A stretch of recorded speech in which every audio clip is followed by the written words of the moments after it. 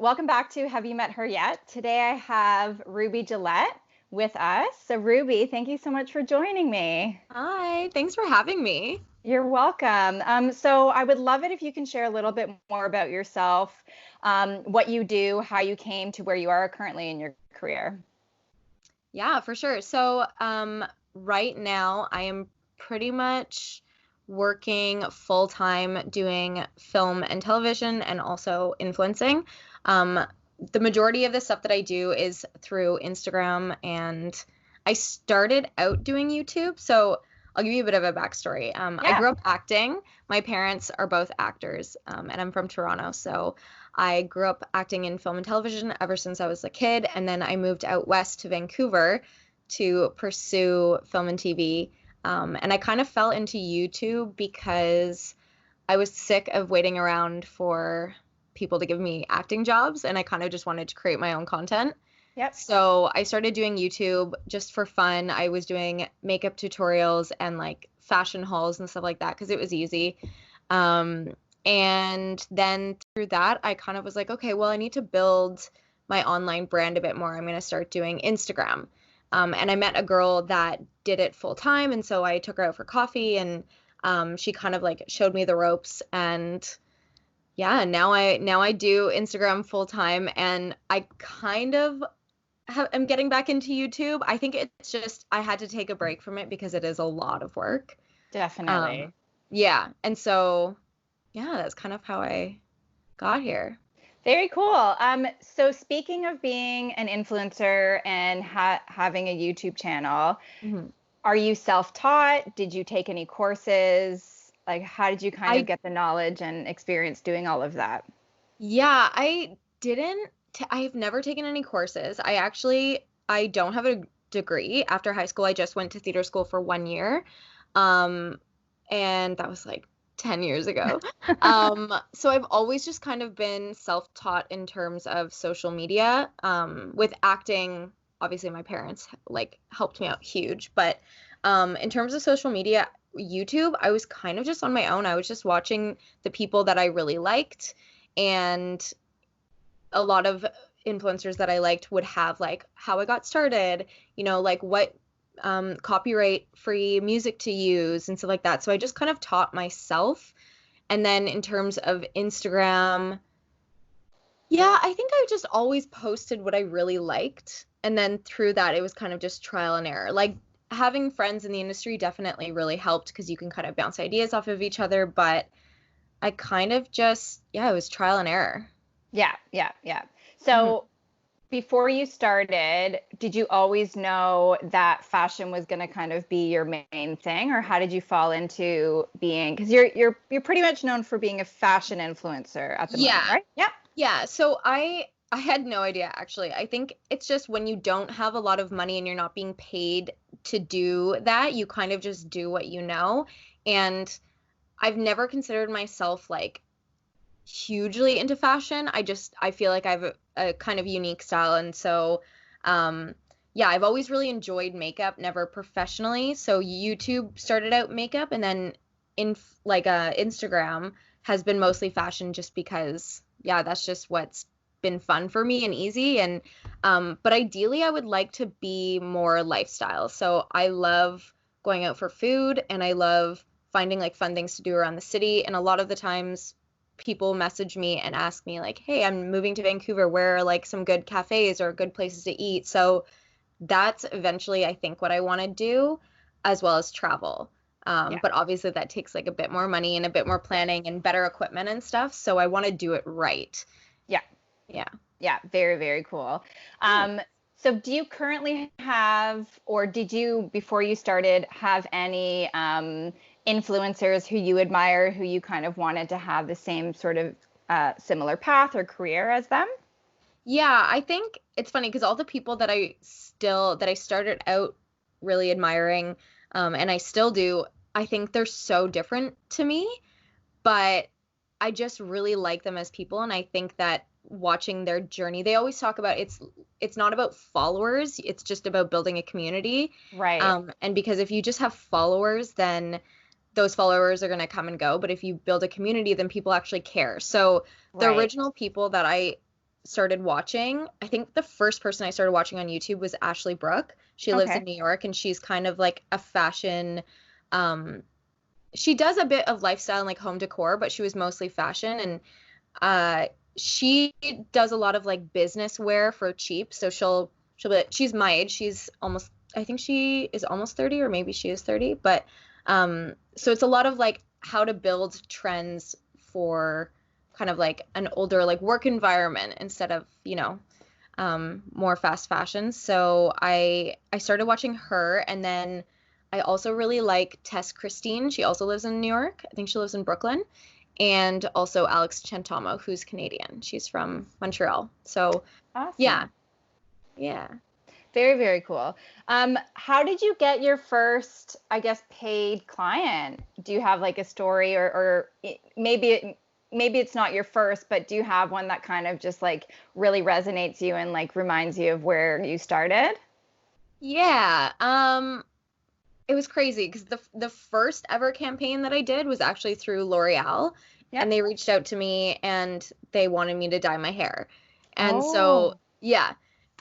So I don't know if that had to do with the fact that I'm a redhead, and so dyeing my hair, they just wanted to see like a broad variety of the product on people. But it was for the Colorista campaign. I think it was like 3 or 4 years ago, and I had to dye my hair like a vibrant pink. So I oh did my kind of like goodness. yeah. So I did kind of like an ombre. My hair was like super light, like blonde red at the time, and then I kind of did an ombre into the dark. So that was really fun. So that was like the very first campaign that I did. Um, and that kind of like, I think it was pretty chill, so I didn't stress too much about it. Um, but then I think when I got my first Topshop campaign, I think that was like a huge milestone thing for me, because that I felt like more validated as an influencer, because I was such a fan of Topshop. Like I could dress entirely in Topshop and be happy. And so I think when I got that, I was like, okay, I feel like this is legit now, you know? Yeah. Oh, that's so fun. That's awesome. It's cool to see like where you've come from, and I'm sure it's such a huge accomplishment working for a brand that you actually love and care and appreciate, Yeah. and like you already buy their stuff anyways, right? Yes. So that's kind of cool. Yeah. Yeah, that's awesome. Yeah. Um, who are some of the favorite brands that you've worked with, and who are some that you are like your dream brands?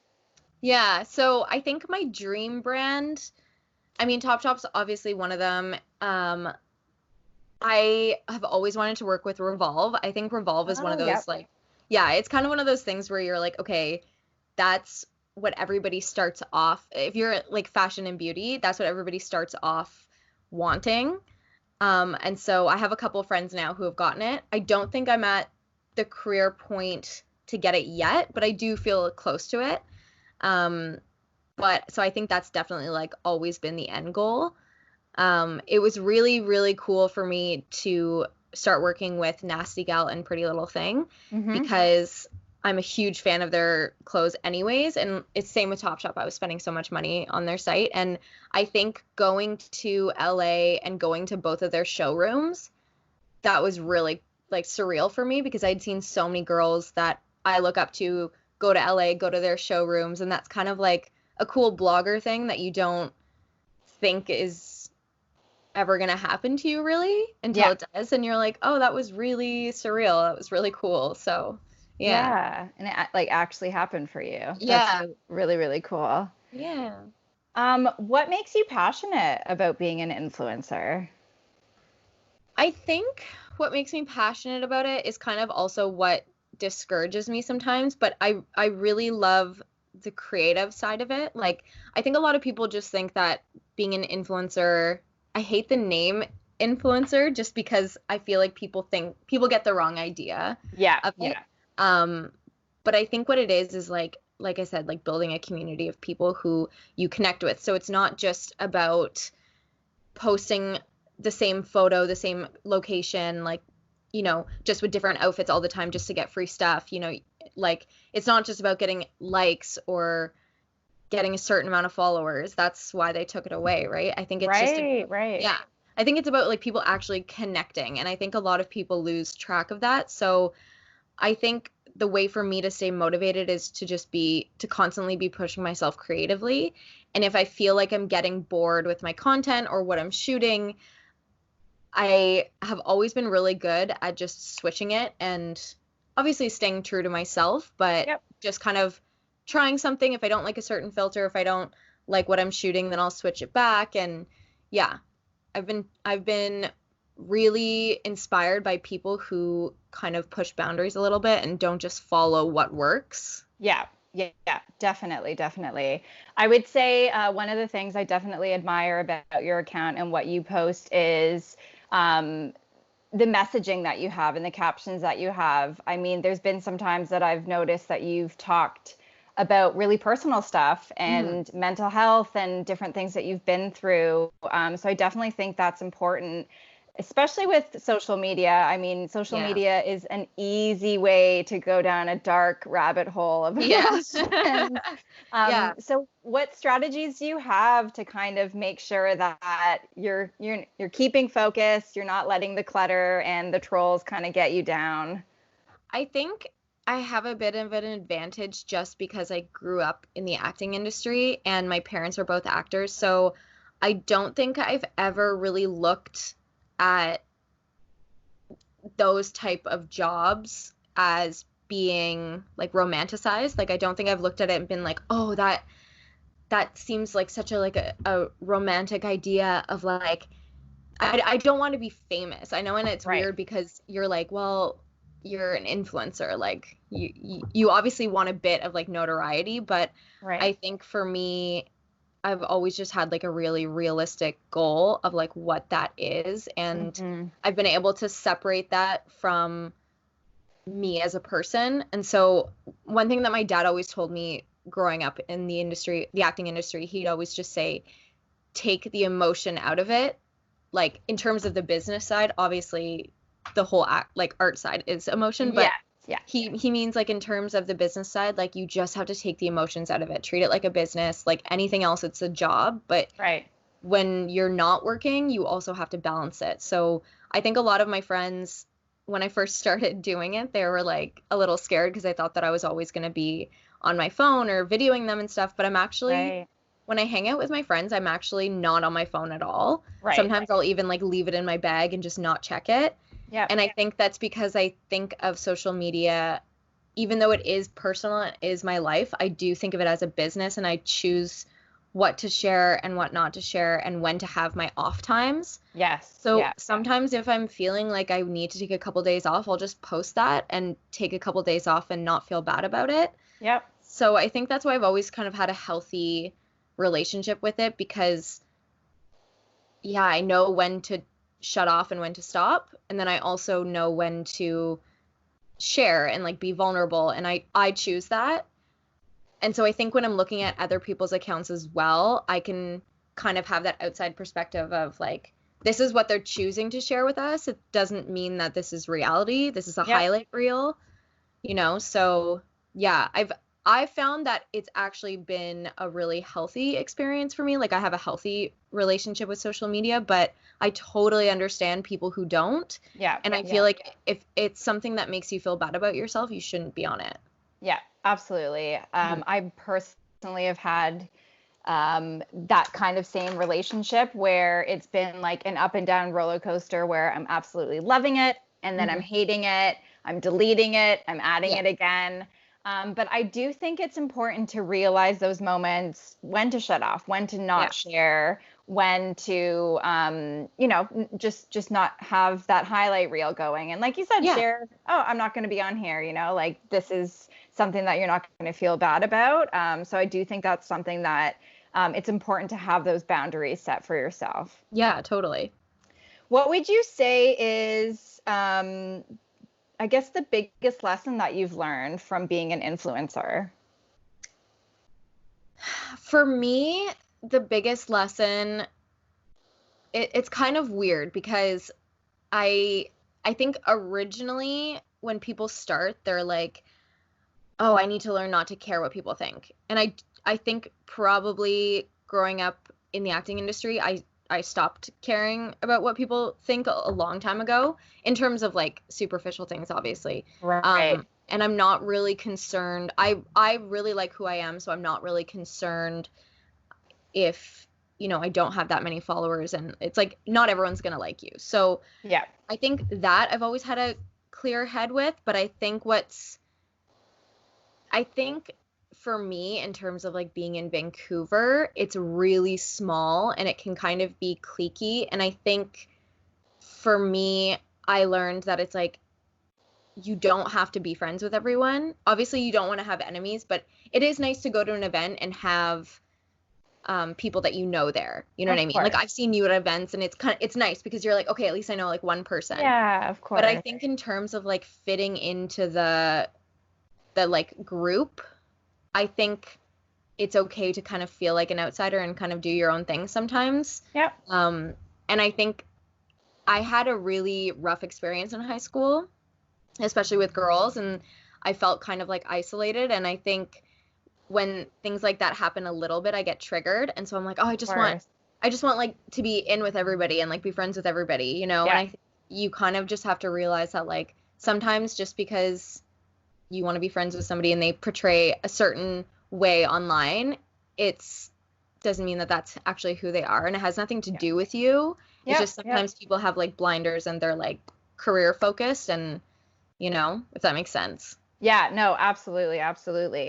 So touching on community and, having sort of like a tribe behind you, do you have like a group of other influencers that you work with or that you connect with, or do you have any mentors that you admire and get advice from? I don't think I have any mentors that I get advice from on a personal level. Like, I definitely look to Alex Chantamo, Tess Christine, Ashley Brooke in terms of like mentoring, but I obviously don't know them. Right, so right. I don't speak to them on a personal level, but I do have a group of friends. Well, I wouldn't say a group of friends. Like, I think I have certain friends like kind of scattered all over that do what I do, and some of them have the same amount of followers as me, some of them have less, some of them have like way more, but it's been kind of nice to have people that you can kind of reach out to and be like, hey, if I send this to a brand, like if I send this email, does this sound okay? Does it sound professional? Should I, in terms of like wanting to know how much to ask for, it's kind of nice to have someone tell you, okay, well, I've worked with this brand, they won't pay more than this, so maybe ask for this. So you're not like totally in the dark. Yeah. And I've always been really open about, if random people have messaged me, I've always been really open about like money and brands and stuff like that. So I think transparency is probably best all around. Yeah, definitely. That's really good. So in terms of pricing, I mean, how did you get to a place where you felt confident charging what you're charging now? And like, how did that kind of work? Because I'm sure that's something that people struggle with. I know myself as a business owner, that's always something when I was starting out, and whenever I add a new service per se, the dollar amount is really hard to put on yourself sometimes. You're like, oh no, am I worth it? Like, what does that kind of look like for you? Yeah, I mean, I think that I'm always going to doubt myself in terms of that, because I've just always been pretty humble with that. Like, I never want people to think that I have a big head. Right.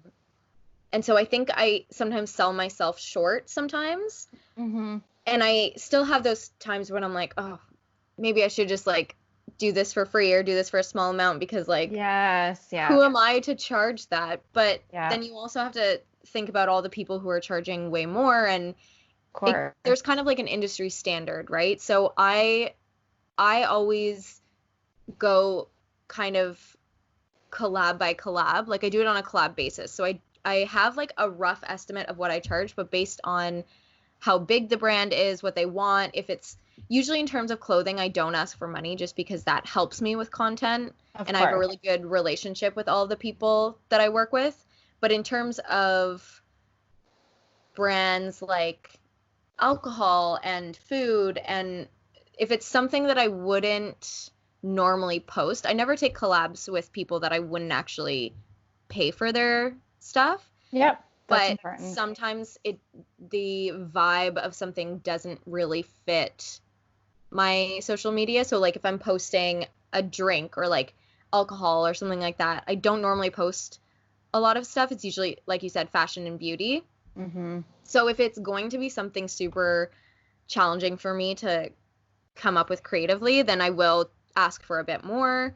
Yeah. And yeah, so it's I'm very flexible with my rates. Usually we kind of talk it out, and there have been times when I've said, okay, well, if this is what you want, then I'm gonna have to charge a bit more, or I've said like, okay, well, I can work with your budget and stuff like that. So I think you have to be flexible, but definitely know like your solid starting ground, you know? And when I first started out, I charged very little. And I've kind of just like, as I've grown, my rate's been the same for at least like a year and a half now, but it was changing like every year, every like milestone, really. Yeah. As long as you're feeling good with it now. And like you said, charging a client basis or a collab basis is really smart. And, you know, taking the time to realize something might be a bit more difficult if it doesn't come natural to you, right? And taking that for your, like, taking advantage of that in a good way for yourself as well. Yeah, no, that's really, really cool that you do that. So out of all of the influences that are out there at the moment who do similar things to what you're doing, what would you say makes you different? Or what do you strive to do that is a bit different than what other people are doing? I think it's so hard because I think a lot of people online have like a theme, like so they have more of like an aesthetic. Right. I've always really struggled with having an aesthetic because I think I always started wanting to do more YouTube and wanting to have more of a connection. Like I really like fashion, but I'm not really into high fashion. I'm not looking to be a model.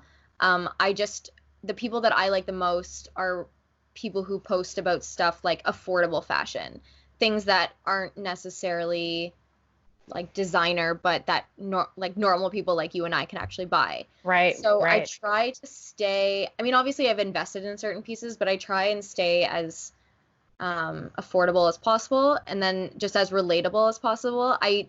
I do sometimes wear things that are very bright and colorful and outside my comfort zone, but it's always going to be from like Forever 21 or H&M or something like that. Right. And I don't think I'm scared to kind of wear something that normally somebody wouldn't. Right.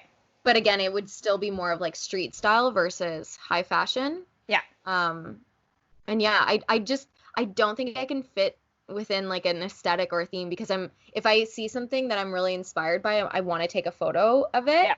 And so I think it's kind of just fit into this like the common theme is just me instead of like having an aesthetic or a filter or whatever, you know?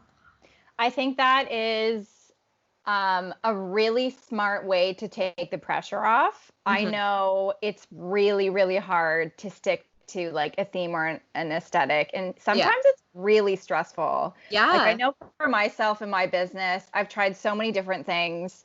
And like speaking of this podcast, I'm going to be switching up the look of the social media because what I'm doing now is way too much effort and way too much work. And I think, why do I do this to myself? Like, I want to be excited for what I'm putting out. I don't want it to be a chore. And like you said, your theme revolves around you, which I think is the reason why someone should want to work with you, right? Is it's your personality, it's what you're bringing to it. And that's what's going to make it different.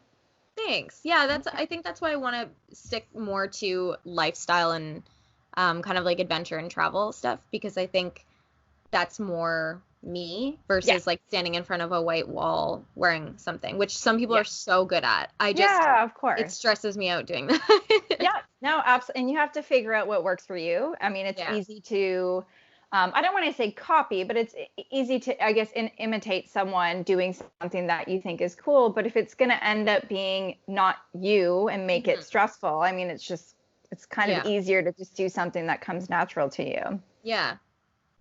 So during this time of, COVID, quarantine, etc., how is that kind of shaken up what you're doing, whether it's in influencing or acting? Can you talk a little bit more about that? Yeah, so acting is like totally shut down right now, which is kind of stressful But I also think I'm such a workaholic that like last year I barely did anything last year because I was just working so much. I worked on 3 different TV shows full time, like 17 hours a Wow. day. So I was really career focused and money focused, which was good. Yeah. But I think this whole thing has kind of forced me to slow down a little bit. And I think I was getting a little carried away with I would shoot with other influencers, and because I've always just been super laid back about what kind of content I want, I think I kind of get caught up in just being like, okay, well, they want to shoot at this place, so I'll just shoot there. Right. And I think because obviously we're social distancing and we're separate from each other, it's kind of forced me to just take photos when I want, not like on somebody else's time, not feel pressured to, and also just take the content that I want. It's a little bit easier for me because I live with Lincoln. And so if we're out walking, then I'll say, hey, can you just take a photo? Like the sunset looks really good. But Right. I haven't been going out to take photos, Right. which has been kind of nice. Yeah, it's interesting how that's kind of changed things. Yeah. But in terms of like anything else, like I'm still working with brands like on a smaller scale. Yep. Obviously, there's not a lot of money for branding and stuff like that right now because everybody's kind of on hold. Definitely. So yeah, it's been kind of relaxed, to be honest. Yeah, that's good. Probably needed for sure. Like you said, if you work so much, it's probably, the universe secretly telling you like, okay, take this time to, relax, exactly. etc. Yeah. Yeah, like slow down. Yeah, absolutely.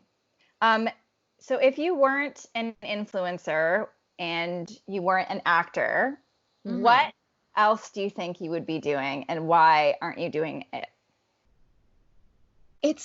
I don't know, because I grew up in the acting industry, and it's not, my parents never forced me to do it, but it's just all I've known. I have been wanting to maybe work more of on the business side of things because I feel really confident because I've kind of built my own career. I feel really confident in how I am on the business side, but I think if I were to do nothing, like if I wasn't to work with like a PR company or as an agent or anything, oh my gosh, I don't even know. Like that's how crazy it is that like my whole life I just knew I wanted to do something in the entertainment industry. And I also think if I had something that I really wanted to do and wasn't doing it, I would just do it. Yeah. No, that's incredible. Yeah, like thank you. But I think with doing YouTube, that was something that I thought about for like a year. Yeah. And then I was like, okay, well now I'm going to do it. Yeah. Yeah. No, that's really cool that you've just sort of followed your gut and followed your interests and your passions. Because a lot of people don't do that. And I like to ask this question because it gets people thinking. And I know for sure quarantine has brought that out in a lot of people thinking like, okay, do I even love what I do? Like, what can I be doing differently? And, it kind of gets them thinking. But it is good to know that that's like you're on the path of what you're actually interested in doing, which is cool. Yeah. So I guess, is there anything that you've ever done as an influencer or as an actor that was an embarrassing moment for you? I am the most embarrassing person ever. Like, I'm not joking. I think because I'm so clumsy and I'm really awkward sometimes, and I've always kind of just been like loud and a bit extra, like even since I was a kid. Yeah. So I don't really get embarrassed easily. And I think that's why I'm able to do these jobs, because I'm not afraid to talk about anything. Yeah. But I also have like a strong sense of who I am, and I know that I won't do certain things. Like I got to a point very early on with acting where I would not do things that made me feel uncomfortable in terms of like nudity or sexual scenes or anything like that. Like I just didn't want that. I didn't want to be an actor that badly that I would do something that I didn't feel comfortable with. Yep. So embarrassing is kind of like, I don't regret anything. Yeah. Because I think I've stayed true to myself and done what I've always like felt in my gut to be true. Yep. And I think that there were probably times where I could have taken, certain roles or whatever, or posted certain content that would have made me more successful, but I wouldn't have felt good about it. Right. But embarrassing, I'm kind of like, I do embarrassing stuff all the time. And I usually always tell people about it. Like I always post about it. Yeah, it's good to own it.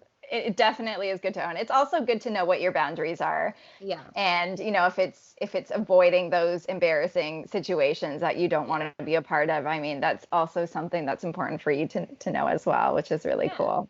Thanks. So it seems like you're very passionate about many different things, and you've definitely taken the risk to do them. Is there anything that you wish you were more passionate about that you're just not?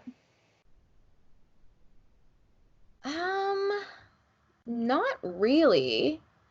I mean, I think when I took a break from acting recently and I'm kind of getting back into it, because I got to a point where I just wasn't feeling it, and it was really scary taking a break, but I did. And yeah, I don't think that there's anything. I'm pretty stubborn, and I think I'm pretty like hard on myself. So if there was something that I wanted to do, or that I think I would just do it. Yep. So yeah, I don't think so. Yeah, that's cool. That's awesome. That's awesome. So you moved from Toronto to Vancouver. Yeah. If you could take your career anywhere else in the world, where would it be? New York. New York? I think. Yeah. Yeah. I would say LA, but I think New York just because it's a lot easier to get around. Like LA is so much fun. I definitely love going there, and I don't go there nearly as much as I want to. Yes. Yeah. But yeah, I love New York. I'm such a city girl. I grew up in downtown Toronto, and so I just love the fact that you can walk out and just be around people, and there's so much to do. It's really exciting. Yep. So I would definitely do that in New York. And I feel like there would be an endless supply of content there. Oh my goodness, absolutely. I think it's such an inspirational city. I mean, there's so many ways that you can be creative and just find stories and content. Yeah. Oh yeah, it's absolutely endless. And I love no matter so long. Yeah. I love it. And no matter how much you're working, there's always going to be people in New York working harder than you. And so I think it like pushes you to really like hustle. Yeah, absolutely. So you've mentioned that you have a few projects going on, like acting, YouTube, social media. Is there anything that you had as a goal this year that you're wanting to accomplish, or you're wanting to kind of do something different?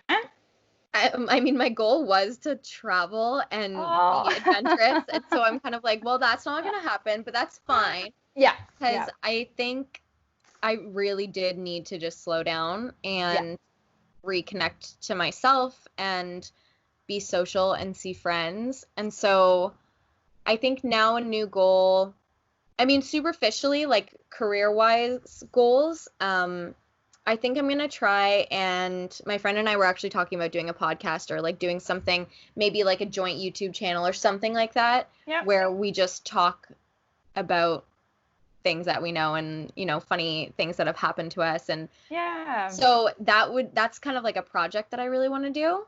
Mm-hmm. But I think this year has been it's so up in the air that I don't really want to plan anything. Yeah. Because you just don't know what's going to happen, right? So I'm kind of just taking it day by day. It's the hardest year ever to plan anything. Yeah. I mean, things are changing all the time. Yeah. You just don't know when things will be lifted. So it's. Yeah. Well, even in Vancouver, like last week, they said, okay, we're going to start lifting restrictions a little bit. And it was so hot and so sunny that everybody was down by the beach. Yes. And it's almost like the universe is like, you know what? You couldn't handle nice weather, so we're just gonna give you a week of rain. Yeah. And now it's now it's supposed to rain for like the next 10 days straight, and it's like I completely agree. yeah. Yeah. It's very true. It almost felt like this weekend it didn't happen. It felt like it was a dream, and then there was this like anxiety that came yesterday when, you know, it was kind of crappy, thinking, okay, no, like it's real, you know, this is still happening. You still like can't see certain people, can't do certain things. But yeah, it was just like this weird weekend that kind of was like a sneak peek, but then taken away really quickly. Yeah, it was like, here's a bit of hope, but like you don't deserve it yet because you guys pushed the boundaries. Definitely. Okay, so to end things off, I have a little bit of a quarantine speed round. So it's just a bunch of questions where I want you to answer whatever comes to your head first. Okay. So what has been your takeout food of choice? Sushi. Yeah. Your Netflix guilty pleasure? Ooh, we just finished watching The Outsider with Jason Bateman and Ben Mendelsohn, and it was so good. I think we binge watched it in like 2 days. I've heard it's really good. It's really good. Interesting. Jason Bateman is such a great actor. Yeah, and it's by Stephen King too. It's based off a Stephen King novel. Oh, it's really good. So it's a bit creepy, I guess. It's creepy, but it's more of a thriller versus like a horror. Okay, cool. Okay. Yeah. That's something I could do. What item of clothing have you worn the most? I wear the same t-shirt dress every single day. I wear it like all day and then to bed. And I think it's because it's getting so hot in our apartment. Yes. Now that it's summer, and like 90% of our space are windows. And so I don't want to wear like sweatpants or sweatshirts because I'll just get hot. So I'll just wear this big Def Leppard t-shirt dress that I have from Urban Outfitters, and I'll just wash it every couple days, but then just like live in that.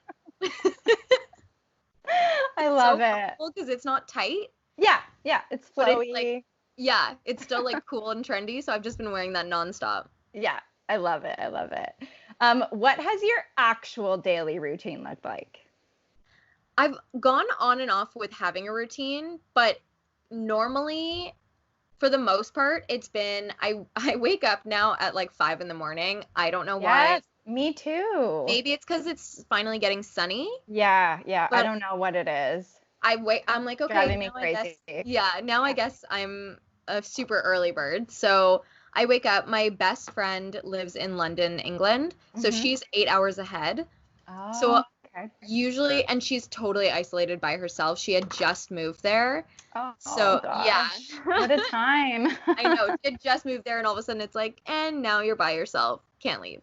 So usually I wake up and talk to her. So it would be like 1 p.m. when I wake up, or usually around like 7 o'clock. I'll call her and FaceTime as I'm having my coffee and doing my puzzle. And that's kind of like my morning, like what I do at the beginning. And then right after that, I work out with my mom and my sister who are in Toronto. We do a Zoom. Yeah, we do a Zoom call. So we'll queue up like a YouTube video so I can see them, they can see me, and we can also see the same video. Awesome. And we'll do a workout.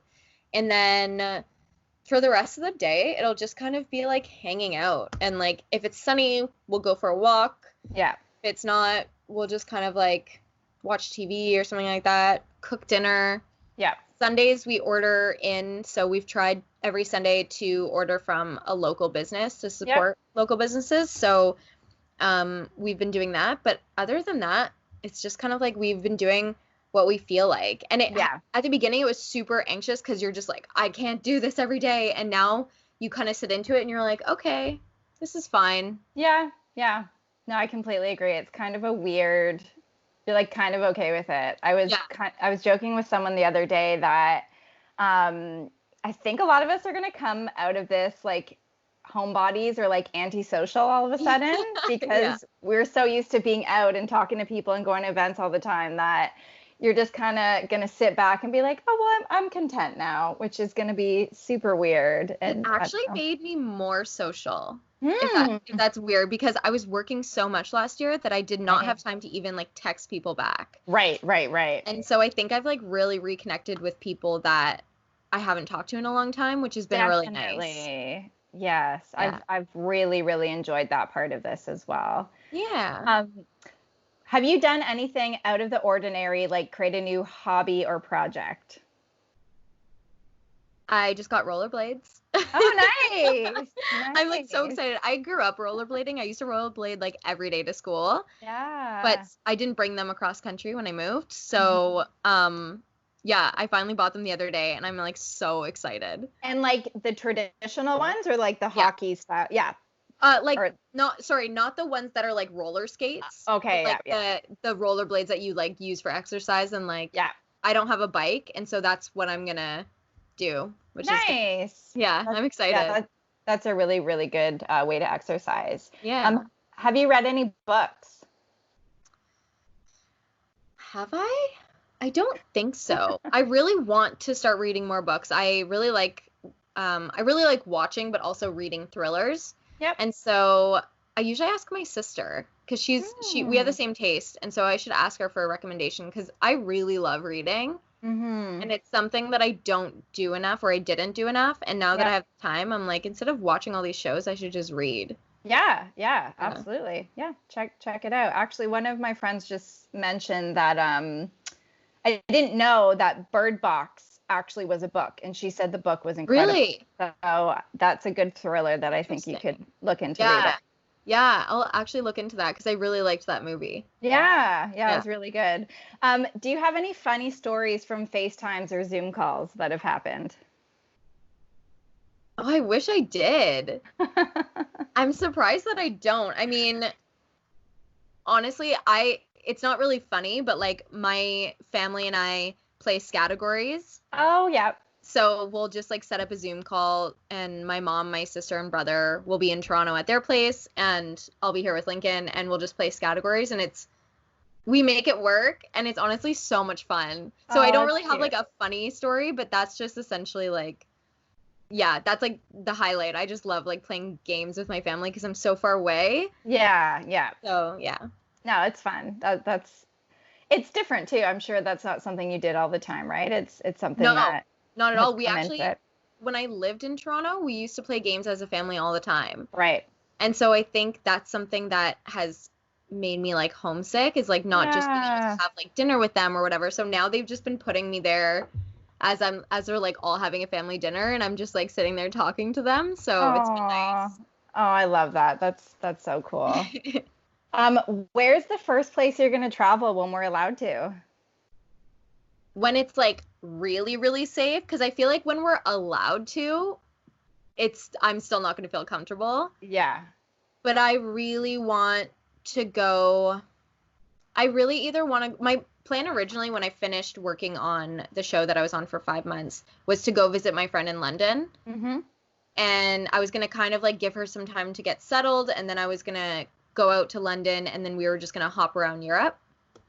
So I still think I want to do that. Yeah. But it's probably going to be a while before I can do that. Yeah, it's so hard to know what that looks like. But I mean, England and Europe is incredible. There's so much history. The food is just ridiculous. It's worth the wait for sure, but hopefully sooner than later. It's just, I know. Yeah, we don't know. It's so hard. What is one thing that you hope will stay the same after all of this is done? I really hope that people, and especially myself, that we kind of remind ourselves to slow down, and that the things that right now we're feeling really grateful for, like being able to go and sit 6 feet away from a friend and just like talk to them in person, that's been really nice, and something that I think we've taken for granted. And also just like the little things like waking up and doing a puzzle and like playing board games and like that kind of stuff. That I'm really hoping I don't lose track of. Yeah, it's very true. Those small little simple moments. Yeah. And the last question for this is, if you could describe COVID or quarantine with one word, what would it be? Still. or a stillness, I think. Stillness. Yeah. Okay. Because, yeah. I think at the beginning, if you had asked me, it would have been anxiety. But I think that once you kind of give in and let go, Yeah. it's kind of like a metaphor for life that like you just don't know what's going to happen ever. Mm-hmm. And just stop moving for a second and just like be present and be still. And that's kind of what it's forced like the whole world to do right now. Yeah. So, yeah, I think absolutely. That's Yeah, absolutely. Okay, so I just have a few more questions before we finished. But what would you say is your biggest accomplishment that you're proud of? I think going to the showrooms in LA, the Pretty Little Thing and Nasty Gal one. I think that would probably be, my biggest accomplishment. Amazing. Very, very cool. And what is your favorite thing about being a female? We are really tough. Like, I think that I'm really proud of, I was raised by a really strong woman. Yeah. And I think finally society is being more accepting of strong women. Yep. And I'm just like really proud to like the fact that, I mean, I haven't given birth, but like a lot of my friends have given birth, and just hearing about what that does to your body, to you mentally, and like the fact that you can create a human being inside of you. And like, yeah, I just think that us as females, we can do really crazy, amazing, powerful things. And I love it. Yeah, absolutely. One of my good friends had said before about the process of like creating a baby inside of them is like women literally have the universe inside of them. Yeah. And I was like, that is the coolest thing I've ever heard. It's so true. One of my best friends is pregnant right now. She's due any day now. And so the past like 9 months, I've just been like, this is so insane. Mm-hmm. Like you are actually, and she's such a workaholic too. And so she's been forced to kind of just chill as well. And I keep telling her, like, she's like, oh, I feel so unproductive. I'm like, but you're literally creating a human being inside of you right now. Like, yeah. That's probably the most productive thing you can do in the entire world. You know? So true. It's very, very true. Yeah. So hilarious. Thank you so much for sharing all of that with me. Yeah, I really appreciate it. Is there anything else you feel called to talk about or to say? I honestly don't think so. I think maybe just like we talked about, that you can't really control anything right now, and just try and enjoy this time, because sooner or later we're going to be back to normal, and then we're going to be kind of craving that time. Definitely. And so just take this time to really like focus on yourself and just try and take it day by day. Yeah, no, I love that. That's such a good thing to remember, for sure. Okay, so where can we find you if you want to share, if you have a website, social media, YouTube, any upcoming projects with film that we might see you in? Feel free to let us know. I don't have any upcoming film and TV projects, but I am at Ruby Gillett on Instagram. Mm-hmm. That's RubyGillett.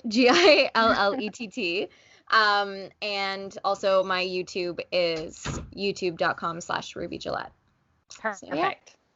Awesome. Well, thank you so much. I greatly appreciate your time. Thanks for having me. This was so much fun. Yeah, you're welcome. I look forward to the time that we can hang out again in person. Oh my God. Yeah, we have to do that. Just like go down to the beach or something and just have some wine, catch up.